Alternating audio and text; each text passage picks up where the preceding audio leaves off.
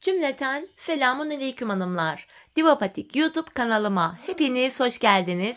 Bugün birlikte çok güzel, çok zarif bir 5 şiş patik yapacağız. Ben patiğimde açık turuncu, koyu yeşil ve krem tonlarında 3 tane normal patiklik ip kullandım. Şişlerim ise 3 numara hanımlar. Hemen sizlere modelimi de göstereceğim. İşte modelimiz bu şekilde. Daha önce 2 şiş olarak çalışmış olduğum modelimin yoğun talep üzerine 5 şişini de bu şekilde yaptım. Daha önce 2 şiş olarak kırmızı beyaz üzerine yapmıştım.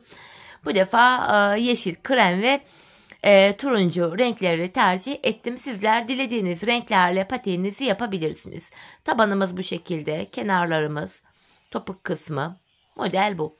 Bu patik benim elimin ölçülerine göre 37, 38 ve 39 numara ayaklar için uyumlu oldu. Hemen başlayalım hanımlar patiğimize. Her zaman olduğu gibi burun kısmından 12 ilmek olarak başlayacağım. 12 ilmeğimizi atalım. 2, 3, 4, 5, 6, 7, 8, 9, 10, 11 ve 12. 12 ilmeğimi attım. Geri dönüyorum. Geri döndüğümüzde arka yüzdeyiz hanımlar. Bu aşamada kenar ilmeğini örmeden alıyorum. Arka yüzde ilk sırada ilmeklerimin hepsini ters olarak örüyorum. Arka yüzde ilmekleri ters örüyoruz. Bu şekilde. Sonuncu ilmeğimi de ters ördüm. Şimdi geri dönüyoruz. Ön yüzdeyiz hanımlar. Bu aşamada artık düz örgü uygulaması yapacağım. 5'e de geçeceğim. Kenar ilmeğini örmeden aldım. İkinci ilmeğim 3, 4, 5, 6 ilmeğimi ördüm. Kalan 6 ilmeğimi de ikinci şişim ile örüyorum. 12 ilmeğimi 6'şar 6'şar 2 şişime paylaştırdım. Şimdi hiç geri dönmeden ilk başladığımız yerlerden ilmekler çıkaracağız. İlk ilmeğimizi hemen şu kenara girerek ilmeğin iki kanadına birden girerek çıkartıyorum. Devamında ilmek çıkartabilmek için de tığımdan yardım alacağım hanımlar. Başlangıç yerlerine tığım ile giriyorum. İlmek çıkartıp şişime takıyorum. Başlangıç yerlerine ilmeğin iki kanadına birden girerek ilmek çıkartalım. Patik burnumuz daha sağlam olsun. Buna dikkat edelim. 4 ilmeğim oldu.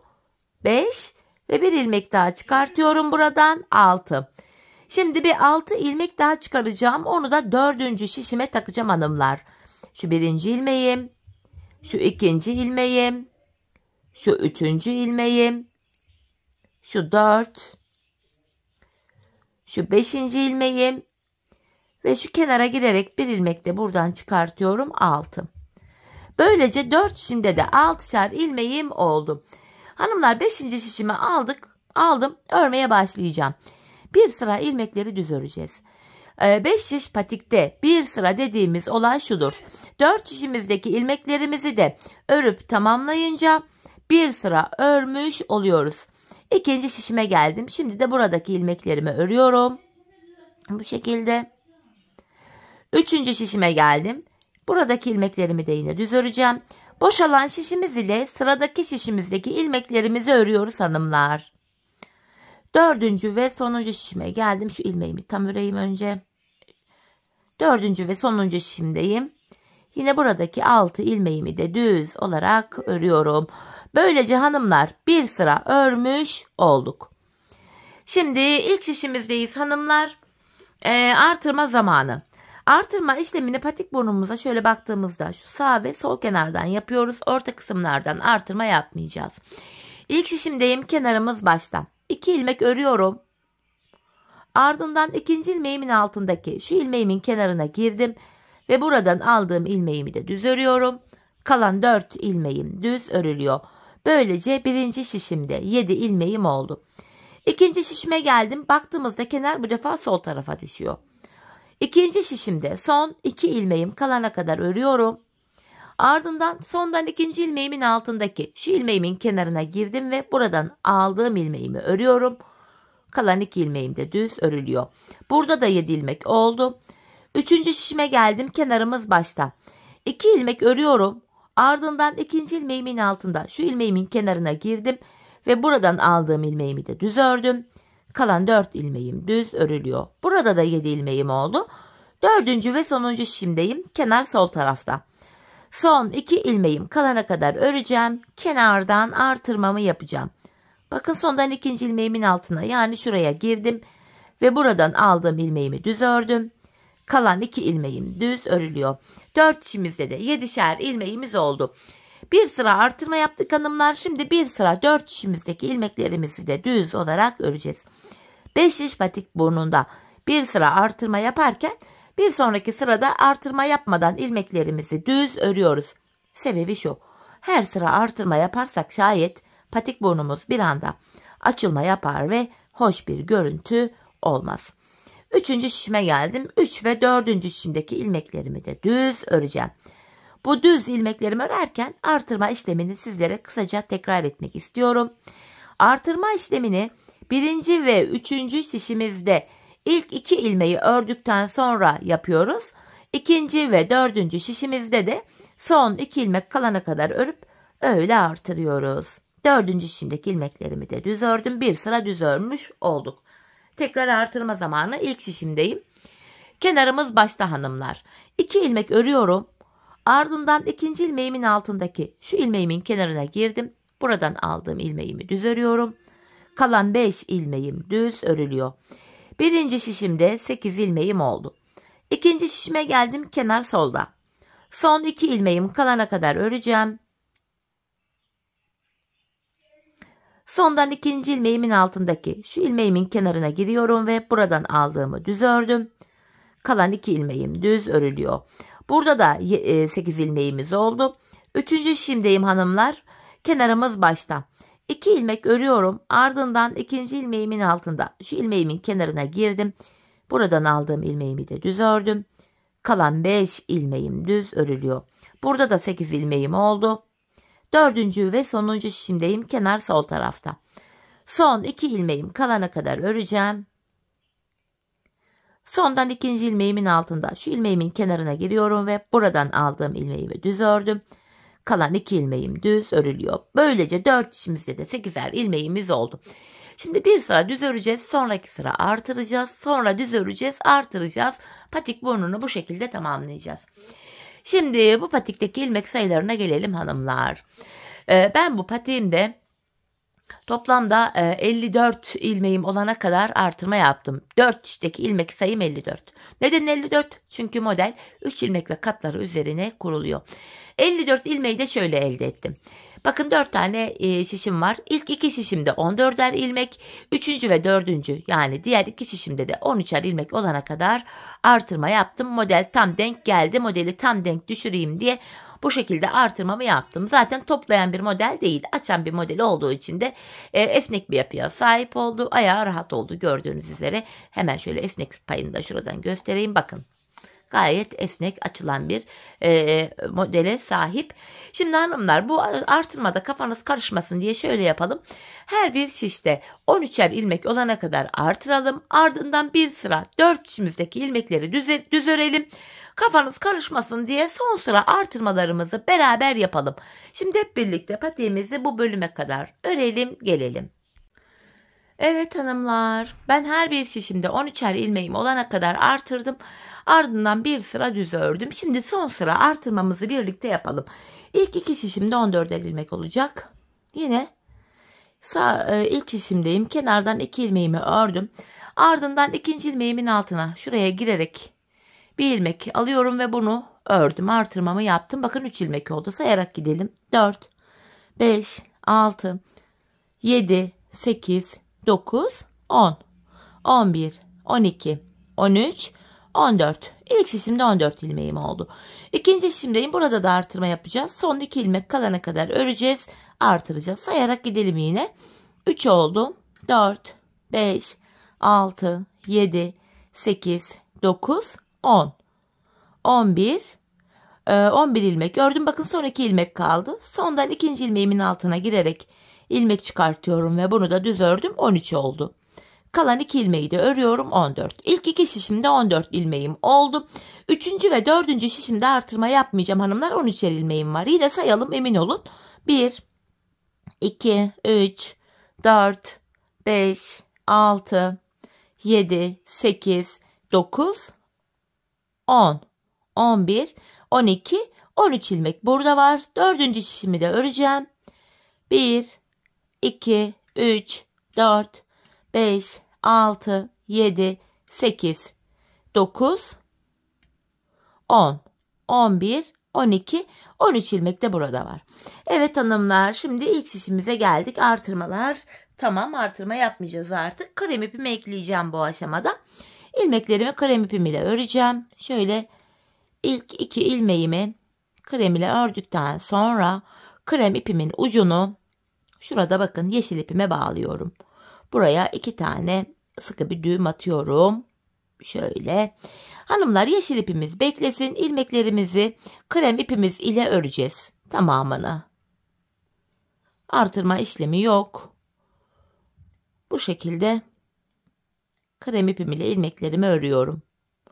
Bakın ilk şişimizi ördüm hanımlar. Şimdi krem ipimiz ile 5 sıra ilmeklerimizi öreceğiz. 5 sıra. 5 sıra derken bakın ilk şişimi ördüm. Diğer 3 şişimi de ördükten sonra bir sıra olacak. Ardından ilmeklerimi bir sıra daha öreceğim. 2, bir sıra daha öreceğim. 3, bir sıra daha öreceğim. 4 ve son kez bir sıra daha öreceğim. 5. 5 kere 4 şişimizde dolanacağız. Şimdi 5 sıra ilmeklerimizi krem ipimiz ile düz örelim gelelim. Evet hanımlar, ilmeklerimi 5 sıra krem ipimi ile düz ördüm geldim. Şimdi modelimizi yapacağız. Bu yeşil olanı yapacağız. Model 3 ilmek ve katlar üzerine kuruluyor. Önde 3 tane krem ilmeğim var hanımlar. Şimdi yapacağımız işlem şu. Önde 3 ilmeğim var. Bu ortanca ilmeğimin yani ikinci ilmeğimin 4 ilmek altına ineceğim. Bakın 1, 2, 3, 4. Buradan şöyle arkadan şişimi takıyorum. Yeşil ipimle uzun bir ilmek çıkarttım. Öndeki 3 krem ilmeğimi alıyorum. Bu uzun yeşil ilmeği 3 ilmeğin üzerinden atlatıp arkada bıraktım. Sonra bu ilmekleri tekrar sol şişime alıyorum ve krem ipim ile düz örüyorum. Bu 3 ilmeğimi ördüm. Şimdi aynı işlemi yeniden yapacağız. Bakın önde 3 ilmeğim var. Ortanca ilmeğimin 1, 2, 3, 4 ilmek altına iniyorum. Yeşil ipim ile buradan uzun bir ilmek çıkarttım. Bu 3 ilmeği, krem ilmeği sağ şişime alıyorum ve yeşil ilmeği 3 ilmeğin üzerinden atlatıp arkada bıraktım. Tekrar ilmekleri sol şişime alıp sırasıyla düz örüyorum. Bu şekilde hanımlar. Bakın ilk 2 desenimizi oluşturduk. Aynı işlemi her 3 ilmekte bir tekrarlayacağız. Yeniden önde 3 ilmeğim var. Ortadaki ilmeğimin 1, 2, 3, 4 ilmek altına iniyorum. Buradan uzun bir yeşil ilmek çıkarttım. 3 krem ilmeğimi örmeden sağ şişimi alıyorum ve yeşil ilmeği 3 ilmeğin üzerinden atlatıp arkada bıraktım. 3 kremi sol şişime alıyorum ve sırasıyla ilmeklerimi düz örüyorum. Bakın hanımlar, 3. desenimizi de oluşturduk. Şeklimiz böyle. Şimdi devam edeceğiz yine. Önde 3 ilmeğim var. Bu 3 ilmekten ortancaya geliyorum. 1, 2, 3, 4 ilmek altına inerek yeşil ipim ile bir ilmek çıkarttım. 3 ilmeği sağ şişime alıyorum ve yeşil ilmeği üzerinden atlattım.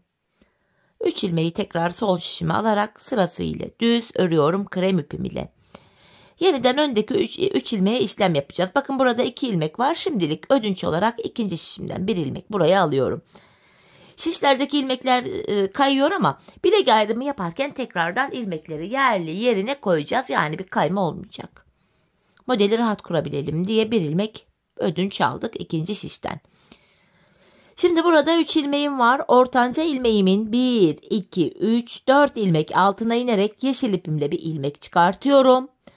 Buradan çıkarttığım ilmeğimi öndeki 3 krem ilmeğin üzerinden şöyle atlatıyorum.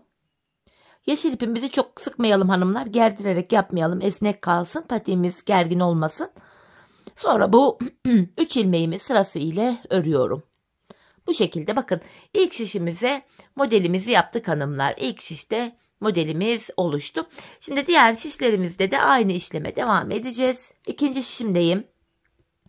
Önde 3 ilmeğim var. Ortanca ilmeğimin 1, 2, 3, 4 ilmek altına indim. Buradan yeşil ipim ile yine bir ilmek çıkarıyorum. Sonra öndeki 3 kremin üzerinden atlatıp bu 3 krem ilmeğimi sol şişime alıp sırası ile düz örüyorum. Tekrar önde 3 ilmek var. Yine ortadaki ilmeğimin 4 ilmek altına inerek ilmek çıkartıyorum ve bu yeşil ilmeği öndeki 3 kremin üzerinden atlatıyorum. Ardından bu 3 krem ilmeğimi düz örüyorum. Aynı işleme devam ediyoruz hanımlar. Her 3 ilmekte bir aynı modeli kuruyoruz. Modelimizin ilk sırası bu. 2 sıradan oluşan model.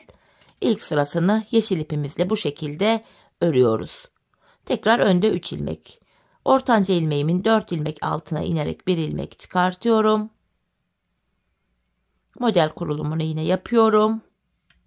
Ve bu 3 ilmeğimi sırası ile düz örüyorum. Bakın burada 1 ilmek kaldı sonda. Bu 1 ilmeği 3. şişime vereyim hanımlar. Burada modeli tam kurabilelim 3 ilmek üzerine. Şimdi diğer şişimden devam ediyorum. Bakın 3 ilmeğim var. Ortadaki ilmeğimin 1, 2, 3, 4 ilmek altına şişimi taktım. Buradan yeşil ipim ile 1, 2, 3, 4 ilmek şurası. Buradan yeşil ipim ile şöyle bir ilmek çıkartıyorum. Bu yeşil ilmeği bu 3 kremin üzerinden şöyle atlattıktan sonra bu 3 kremi tekrar sol şişime alıp sırası ile krem ipim ile düz örüyorum. Devam edelim. Aynı modeli bu şekilde kuruyoruz hanımlar. 4 şişimizde de her 3 ilmekte bir aynı işlemi tekrar ediyoruz. 2 sıradan oluşan modelimizin ilk sırası böyle. Yeniden önde 3 ilmek var. Ortanca ilmeğimin 4 ilmek altına inerek yeşil ipim ile uzun bir ilmek çıkartıyorum. Bu uzun ilmeği 3 kremin üzerinden atlatıp arkada bıraktım. Sonra bu 3 kremi sırası ile krem ipim ile düz örüyorum. Yeniden önde 3 ilmek var. Tekrardan ortanca ilmeğimin 4 ilmek altına inerek modelimi kuruyorum. Bu 3 ilmeğimi krem ipim ile düz ördüm. Bakın hanımlar burada 2 ilmeğim kaldı. Yine 4. şişimden buraya 1 ilmek alacağım. Dediğim gibi bu ilmeklerimizi bilek ayrımı yaparken tekrar yerli yerine koyacağız birlikte. Bakın ortanca ilmeğimin 1, 2, 3, 4 ilmek altına inerek uzun bir ilmek çıkartıyorum. Bu ilmeği 3 ilmeğin üzerinden atlatıp arkada bıraktım. Sonra ilmeklerimi sol şişime alıp sırası ile krem ipim ile ördüm. Sonuncu şişimdeyim hanımlar. Burada da aynı modeli yine kuracağız. Bu şekilde yine ortanca ilmeğimin 4 ilmek altına indim. Şöyle yine yeşil ipimle bir ilmek çıkartıp bunu 3 ilmeğin üzerinden atlatıyorum. Sonra da bu ilmeklerimi sırası ile düz örüyorum. Devam ediyorum yine öndeki 3 ilmeğe. Bakın ortanca ilmeğimin 1, 2, 3, 4 ilmek altına indim. Yine bir ilmek çıkarttım ve bunu 3 ilmeğin üzerinden atlatıyorum. Sonra ilmekleri sol şişime alıp düz örüyorum. Evet hanımlar, model bu.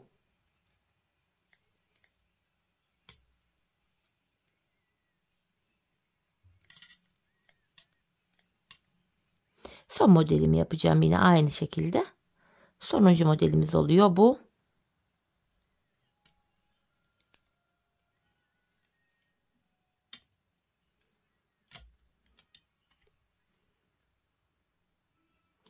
İlmekleri sol şişime alıp sırası ile düz örüyorum yine. Ve modelimi tamamladım. Bakın hanımlar, modelimizin ilk sırasını yaptık. Şimdi modelde ikinci sıramızı yapacağız. Bu sıramızda turuncu ipimizi de kullanacağız. Şöyle turuncumu da hazırlıyorum yanıma. Yapacağımız işlem şu. Bakın 3 ilmek üzerine model kurmuştuk. Bu tam ortadaki ilmeğe turuncu ile desen kurulumu yapacağız. İlk ilmeğimi örüyorum. Tam bu ortadaki ilmeğime geldim. Turuncu ipimi bu öndeki ilmeğimin etrafında 2 kez dolandırıyorum. Şu 1, bakın şu 2. Turuncumu arkada bıraktım. Ve bu ilmeğimi krem ipim ile düz öreceğim hanımlar. Şöyle. Bakın bunu düz olarak örüyorum. Bu aşamada hemen şu turuncu ipimin ucunu da kendisine bağlayayım. Açılma sökülme yapmasın, sonradan sağlam olsun patiğimiz. Şöyle 2 tane düğüm attım. Şimdi hanımlar her 2 ilmekte bir bu işlemi yapacağız. Bakın ilk modeli yaptık. Araya 2 tane krem örüyorum. Ardından yine bakın tam orta ilmeğime geldim.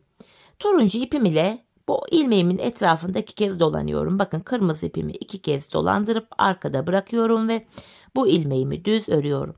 Yanında 1, 2 tane kremim var. Her 2 kremde bir bu işlemi tekrar ediyoruz hanımlar.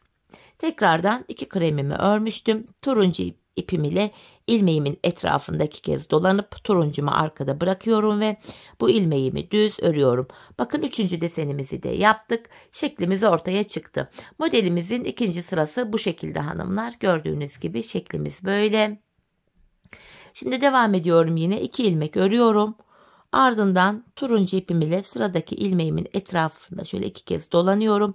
Turuncumu arka taraftan patiğin ters yüzünde bırakıp bu ilmeğimi de krem ipim ile örüyorum. Arada yine 2 tane kremim var. Bakın hanımlar, desenimiz şöyle daha açık, daha net görünüyor. Bu şekilde. Devam ediyorum, yine sıradaki ilmeğime turuncu ile dolama işlemi yapıyorum.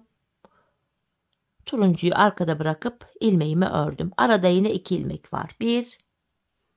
İkinci şişimden devam ediyorum. Şu 2. ilmeğim. Tekrardan turuncu ipim ile şöyle ilmeğimin etrafında 2 kez dolanıp bu ilmeğimi krem ile ördüm. Arada 2 kremim var. Her 2 ilmekte bir dolama işlemini yapıyoruz. Bakın bu şekilde.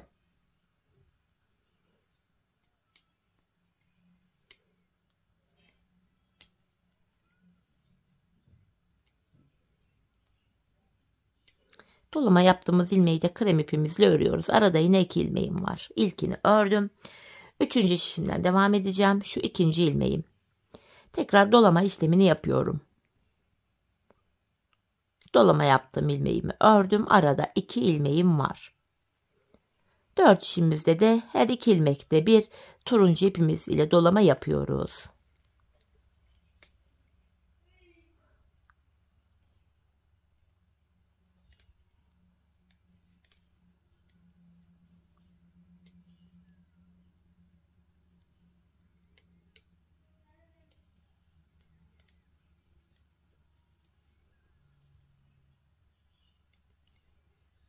Dolamamı yaptım. Dolama yaptım ilmeğimi ördüm. Arada 2 ilmeğim var. 1 ve 4. şişime geçtim. 2. Tekrar devam ediyorum yine. Her 2 ilmekte bir turuncu ipim ile dolamamı yapmaya. Dolama yaptım. İlmeğimi ördüm. Şöyle arada 2 ilmeğim var. 1 2. Yine turuncu ipim ile dolamamı yapıyorum. Dolama yaptım. İlmeğimi ördüm. Yanında 2 ilmeğim var.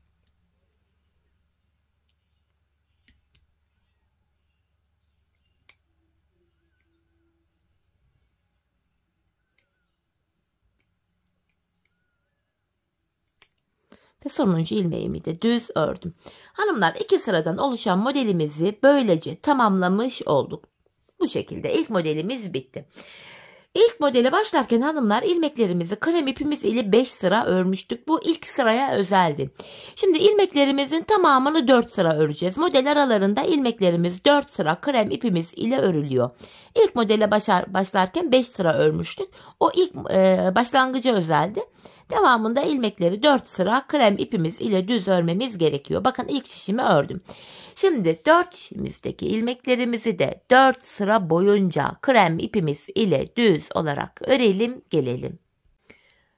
Evet hanımlar, ilmeklerimi 4 sıra ördüm geldim. Şimdi ikinci modeli yapacağız. Yine 2 sıradan oluşan ikinci modelimiz. İlk modeli nasıl yaptıysak ikinciyi de aynı şekilde yapacağız. Önde 3 ilmeğim var. Bu ortadaki ilmeğimin 1, 2, 3, 4 ilmek altına inerek yeşil ipimle bir ilmek çıkarıyorum. Sonra bu ilmeği öndeki 3 kremin üzerinden atlatıp bu 3 krem ilmeğimi yeniden sol şişime alıp düz olarak örüyorum. Bu şekilde hanımlar, ilk modeli nasıl yaptıysak ikinciyi de aynı şekilde yapıyoruz. Yine ortada 3 ilmeğim var önde. Ortadaki ilmeğimin 1, 2, 3, 4 ilmek altına inerek şuraya inerek yeşil ipimle bir ilmek çıkarıyorum. Bu yeşil ilmeği öndeki 3 ilmeğin üzerinden atlatıp sıradaki 3 ilmeğimi düz olarak örüyorum. Modeli bu şekilde yapıyoruz hanımlar. Bakın ilk 2 modeli birlikte kurduk. Diğer 3 şişimizi de aynı şekilde tamamlayıp gelelim. Evet hanımlar, yeşil ipim ile modelimin ilk sırasını yaptım. Şimdi ikinci sıramızda turuncu ile dolamaları yapacağız. İlk modelde olduğu gibi. İlk ilmeğimi krem ile ördüm. Tam bu ortadaki ilmeğime turuncu ipim ile dolamamı yapıyorum. Turuncumu 2 kez dolandırdım. Arkada bıraktım. Dolama yaptım. İlmeğimi örüyorum. Her 2 krem ilmekte bir, bakın 2 tane krem ördüm. Turuncu dolamamızı yapacağız. Modelimizin ikinci sırasını da bu şekilde öreceğiz. İlk modeli nasıl yaptıysak diğer modelleri de aynı şekilde yapacağız hanımlar. Model birbirini tekrar eder şekilde böyle devam ediyor. Şimdi hanımlar ikinci modeli de bu şekilde tamamladıktan sonra 4 şişimizdeki ilmekleri 4 sıra düz öreceğiz. Bakın model üzerinde göstereyim. 3. modeli yapacağız. 3. modeli de bitirdikten sonra yine 4 sıra ilmekleri düz örüp 4. modeli yapacağız. 4. model bittikten sonra yine 4 sıra ilmekleri krem ipimizle düz örüp 5. modeli yapacağız. 5. modelimizde hanımlar en son şöyle turuncu ile dolamamızı yapacağız. Yani 2 sıradan oluşan modelimizin 2. sırasını örüp bitireceğiz. Ardından krem ipimizle düz örmeyeceğiz. Yeşil ipimize geçeceğiz. Şimdi hep birlikte 5. modelimizi ikinci sırasına kadar, yani 5. modelimizi bitirene kadar patiğimizin ön bölümünü yapalım gelelim. Ardından bilek ayrımına geçeceğiz. Evet hanımlar, patiğimin ön bölümünü tamamladım ve geldim buraya. Toplamda 5 tane desenimi kurdum. 5. desenimin 2. sırasını ördüm. En son krem ipimle hiç düz örmedim. Şimdi tamamen yeşil ipimizi kullanacağız hanımlar. Model kurulumu yaparken ilmekler kaymıştı. Şimdi ilmekleri düzelteceğiz. Öndeki 2 şişimde 14, diğer 3. ve 4. şişimde de 13'er ilmek olacak şekilde ayıracağız. Sayarak gidelim ilmeklerimizi. 4, 3 oldu. Bakın 4. ilmeğim. Yeşil ipimi kullanıyorum burada. 5. ilmeğim 6, 7, 8, 9, 10, 11, 12, 13, 14 ilmeğimi ilk şişimde ördüm. Buradaki bir ilmeğimi de ikinci şişime kaydıracağım. Yine sayarak gidelim. Burada da 14 ilmek olacak. 1, 2, 3, 4, 5, 6, 7, 8, 9, 10, 11, 12, 13, bir ilmek de 3. şişimden alarak öreceğim buraya 14. İlk 2 şişimde 14'er ilmeğim oldu. Şimdi tabandaki 2 şişimde de 13'er ilmek olacak. Yine sayarak gidelim. 1, 2, 3, 4, 5, 6, 7, 8, 9, 10, 11, 12, 13. Buradaki bir ilmek kaldı. Bunu da 4. şişime aktaracağım. Yine sayarak gidelim. 1, 2, 3, 4, 5, 6, 7, 8, 9, 10, 11, 12. Bakın burada da 13 ilmeğim kaldı. İlmek sayılarımız doğru. Artık kremimizi kullanmayacağız hanımlar videonun devamında. Bu nedenle krem ipimi kesiyorum. Bu turuncu ipimi de bir önceki sırada kesip arkaya düğümlemiştim. Şimdi de kremimi kestim. Şöyle krem ipimin ucunu buraya sıkıca bağladım. Şimdi patiğimizin devamında sadece yeşil ipimizi kullanacağız. Bir sıra hanımlar yeşil ipimizle ilmeklerimizi ördük. Şimdi 2 sıra örmemiz gerekiyor. Bakın şu model bitiminden sonra 2 sıra yeşil ile örmemiz gerekiyor. İlkini ördük. Şimdi bir sıra daha öreceğiz. Bu şekilde. Hanımlar şimdi 4 şişimizi de yeşil ipimiz ile yine düz olarak örelim gelelim. Evet hanımlar, bir sıra daha ilmeklerimi ördüm. Yeşil ipimle geldim. Şimdi tekrar ilk şişimizdeyiz ve bilek ayrımını yapacağız artık. Bu aşamada son bir ilmeğim kalana kadar ilmeklerimi düz olarak örüyorum yine.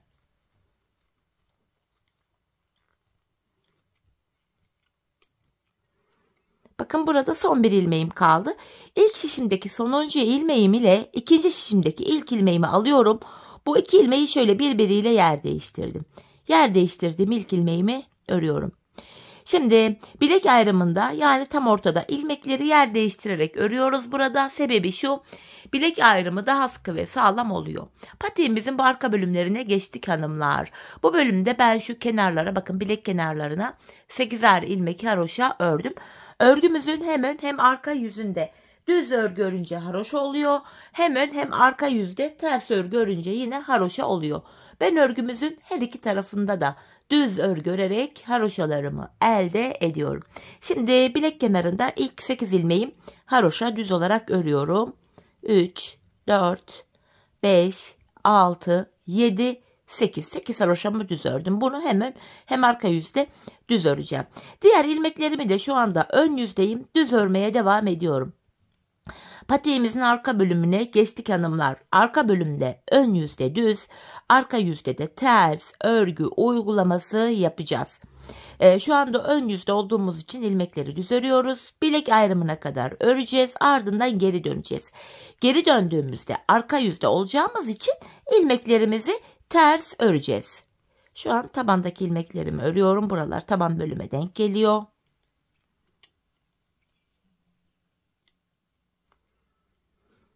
Bilek ayrımı yaptığımız son şişimize geldim. Burada da ilmeklerimi düz örüyorum. Bakın burada son 8 ilmeğim var. Bu 8 ilmek haroşa. Bilek kenarına gelen bunları yine düz örüyorum. Sonuncu ilmeğimi de ördüm. Bilek ayrımına geldik. Hanımlar, yapacağımız işlem şu. Bilek ayrımına kadar öreceğiz, geri döneceğiz, öreceğiz, geri döneceğiz. Bakın geri döndüm. Ben sonuncu ilmeklerimi ördüğüm için ilk ilmeği örmeden alıyorum. Kenar ilmeğimle birlikte toplam 8 ilmeğim haroşa düz öreceğim. 3, 4, 5, 6, 7 ve 8. Bakın ön yüze bir diş haroşa oluştu. Diğer ilmekleri de şu an arka yüzdeyim ters olarak örüyorum. Patiğimizin arkası bundan ibaret. Başka yapılacak hiçbir şey yok. Bilek ayrımına kadar öreceğiz, geri döneceğiz, öreceğiz, geri döneceğiz. Ön yüzdeysek eğer düz örgü, arka yüzdeysek de şu anda yaptığımız gibi ters örgü uygulaması yapacağız. Sadece bilek kenarlarında 8'er ilmek haroşamız var. O 8'er ilmek haroşamız haroşa olarak örülecek. Arka bölüm bundan ibaret. Şöyle bir diğer şişime geldim. Burada da ilmeklerimi ters örmeye devam ediyorum.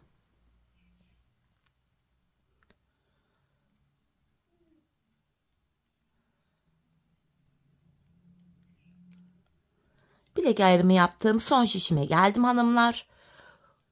Yine burada da ters öreceğim. Kenardaki son 8 ilmeğim haroşa, son 8 ilmeğimi düz öreceğim.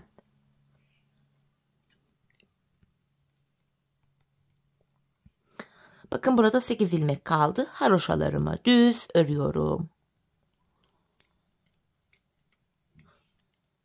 Sonuncu ilmeği de ördüm. Bilek ayrımına geldik. Yine geri dönüyorum. Bilek ayrımına kadar öreceğiz, geri döneceğiz. Çünkü yine kenar ilmeğimi örmeden aldım. 8 ilmek haroşamı zaten düz örüyorum.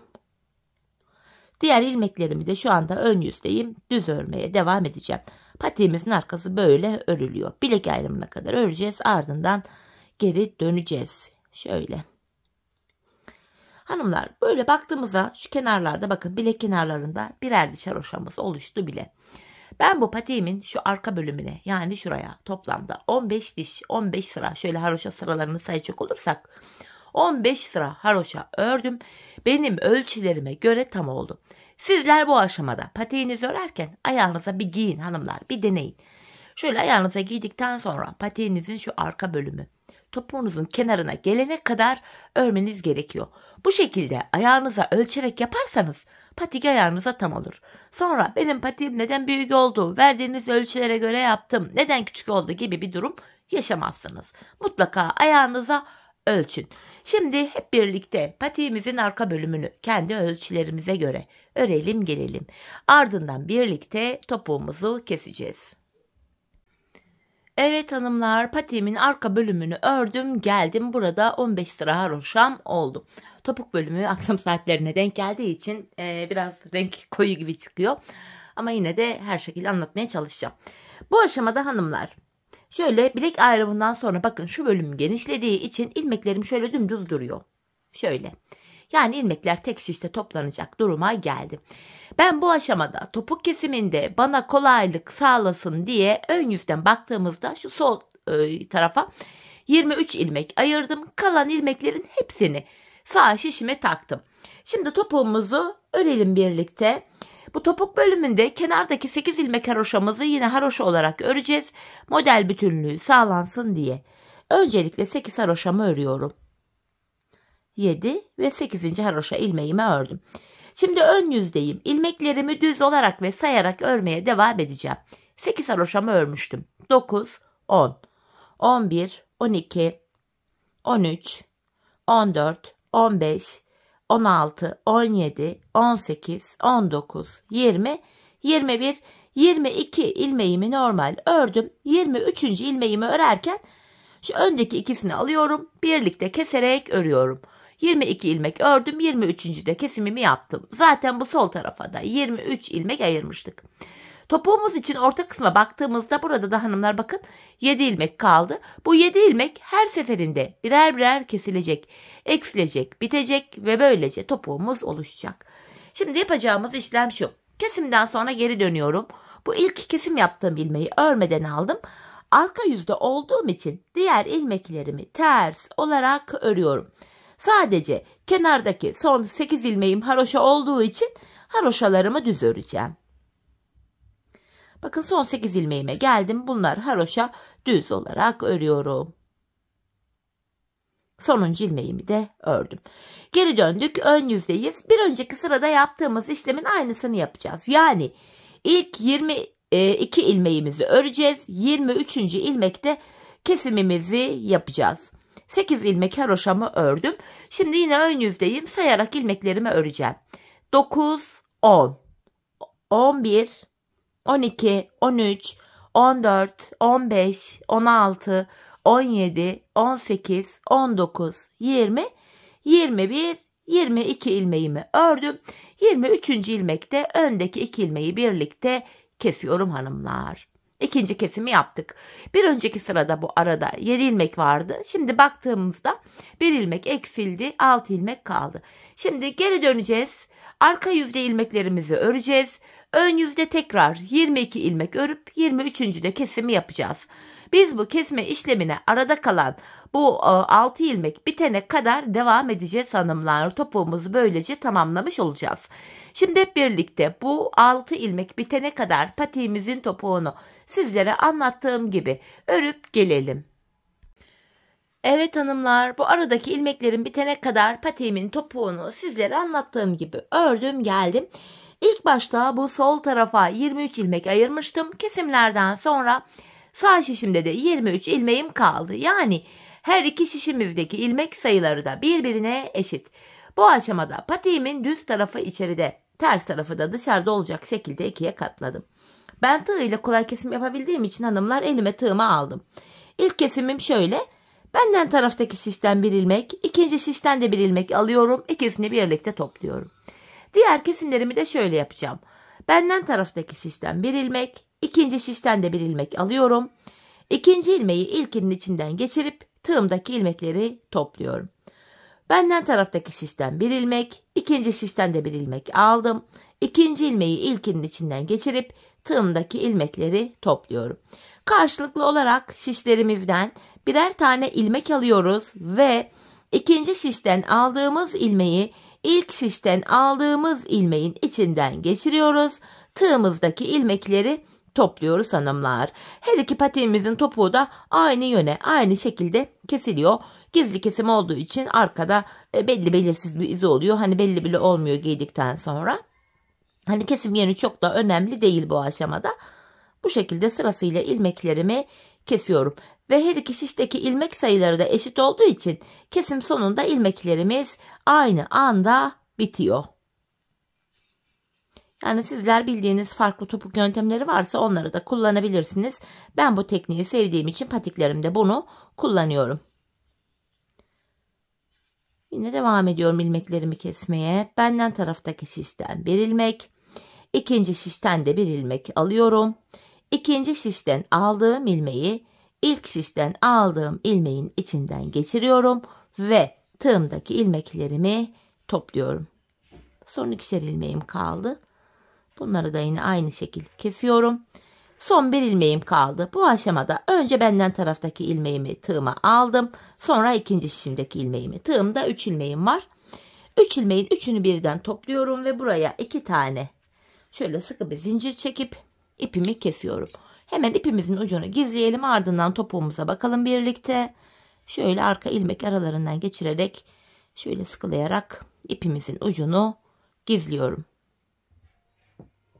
Bu şekil. Hemen bakalım. İşte hanımlar, topuğumuz bu şekilde. Gördüğünüz gibi gizli kesim gayet şık. Temiz bir görüntüsü var. Patiğimizin topuk bölümünde bu kesimin. Görüntü itibariyle de patiğimiz bu. Hemen manken ayağıma giydireceğim. Bir de patiğimizi ayağımızda görelim. Çok güzel şık bir patik oldu. Yapılışı da gayet kolaydı hanımlar. Hem çeyiz için de gayet uygun oldu. Ben çok beğenerek yaptım. Çok severek yaptım. Umarım sizler de benimle birlikte patiğinizi beğenerek, severek yaparsınız. Evet hanımlar, patiğimi şöyle ayağıma giydirdim. Gayet güzel, hoş, şık bir model oldu. Çeyizlere de çok yakışır. Modelimiz böyle. Tabanımız, patiğimizin arka kısımları, topuk kısmı yine böyle. Patiğimiz bu. Evet hanımlar, yine birlikte güzel bir modelin daha sonuna geldik. Umarım sizlere faydalı, hoş bir video olmuştur. Yeni modellerde, yeni videolarda buluşmak dileğiyle şimdilik hoşça kalın, sağlıcakla kalın.